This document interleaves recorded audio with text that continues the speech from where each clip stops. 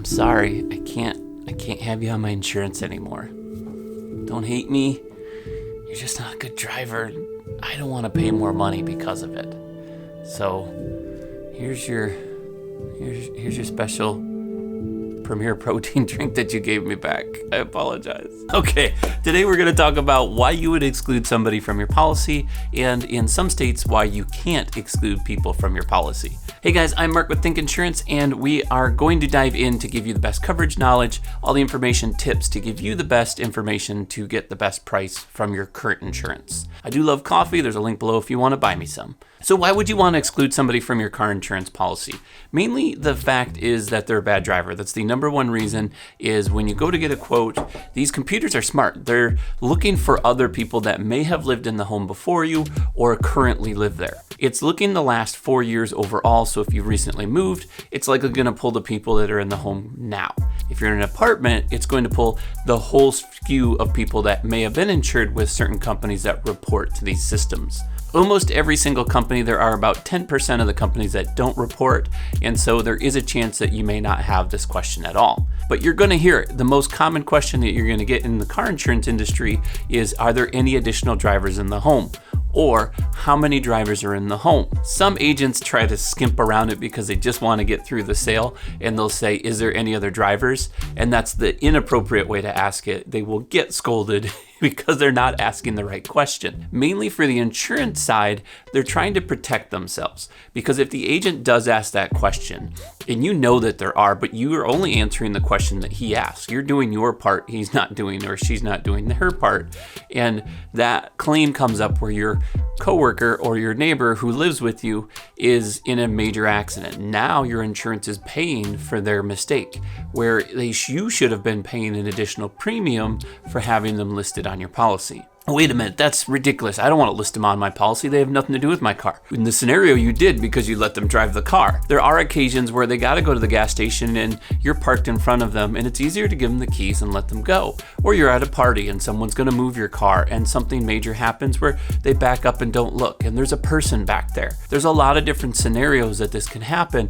In insurance, you got to think of it's like water. It flows to wherever it can go. Sure, will it start with the first person? Do they have insurance? No. Who's next? Who can we go after now? It's almost like a bunch of lawyers just looking for people to go after. And it's going to naturally end up, in most cases, under your policy. I've seen it before. It's happened in our agency a few times, and it's just sad to see happen.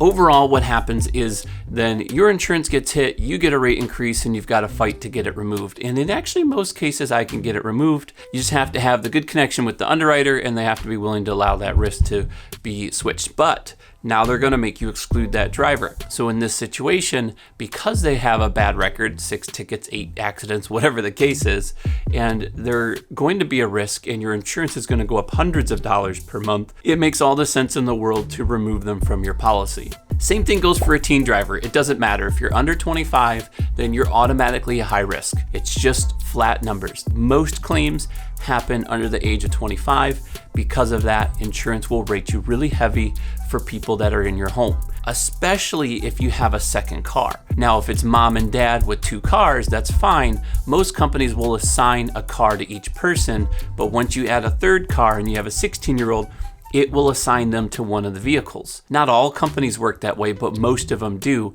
And the second that high risk, because they're hidden under you guys as a secondary driver, so occasionally they'll drive a vehicle. But once they get a vehicle, or mom comes off the policy or somebody comes off and there's 2 cars, they get assigned, that rate will increase in general because of having that higher risk driver on a car full time. Those situations, you will remove them. Now, there are companies like Citizens Insurance and a few others. I'll try to find the video I did on it here and link it if I can, but there's starting to get to the point where I've got so many videos for you that I don't even remember where they're at. If you guys want more advice like this, hit the subscribe button, but don't forget to turn that bell icon on so you don't miss those future videos. So you've got that young driver. Those companies, like I mentioned before, will allow you to add them and have a higher deductible on the young driver, or they'll allow you to give credits having them take an online course through their system and give them deals to show that they're good drivers. So if you know your daughter or son is young, under 25, and they're going to be on your policy, they have other options that they can get better deals. Otherwise, they need to branch off and break off on their own. You don't typically have to exclude somebody that has their own vehicle and insurance.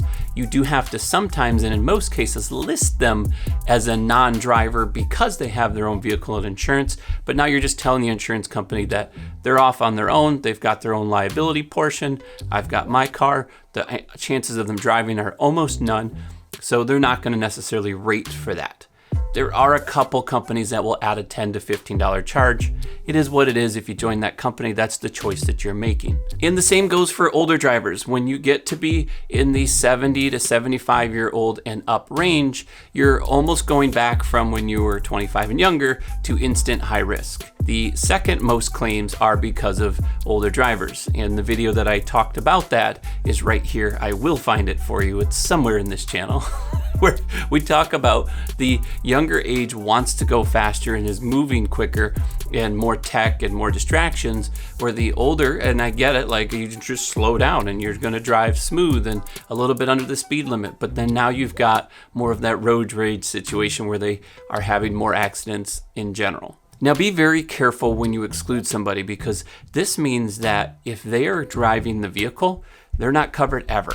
So in this situation, if I excluded my spouse, and some states allow that, I can't ever let her drive my car. If she does and she causes an accident, my car's gone, not even covered. She's hurt, she hurt 7 other people, doesn't matter, we're getting sued, sorry. It is what it is. Now, if I'm driving the car and she gets hurt in most states, now it's covered. Like she's covered, she's okay, unless she grabs the wheel, in which case now she's technically driving. I've actually got a friend that got in trouble for that. His insurance ended up paying it. That's where the water trickles. They go after the people that could have caused, and there's a liability piece there, but it's just part of it. And there are several states, and according to Forbes.com, they listed Hawaii, Kansas, Minnesota, New York, North Carolina, Rhode Island, Vermont, Virginia, and Washington. If you're in any of those states, they don't allow you to exclude drivers. It's just part of the piece of having a policy. In most cases, you really just need them to get their own insurance. There is options where people can get liability-only insurance or a non-owner's policy. It's essentially having the same liability policy, but without having a vehicle to cover. It just covers them if they're in a car. So if you are living with someone and they're willing to go purchase their own insurance instead of being forced on yours, that's the option that they have as an additional. So let me know in the comments below, what are your thoughts? Do you think that we should allow every state to exclude people? Do you think like we shouldn't even have to list people in the home? It's their risk. They just have to assume the price is what it is. And should we have our rates changed based on the people that live in our home? What are your thoughts? Have you had any issues with that in the past? I'm curious if you would let me know in the comments below. Otherwise, I'm Mark with Think Insurance. I'll see you in the next one.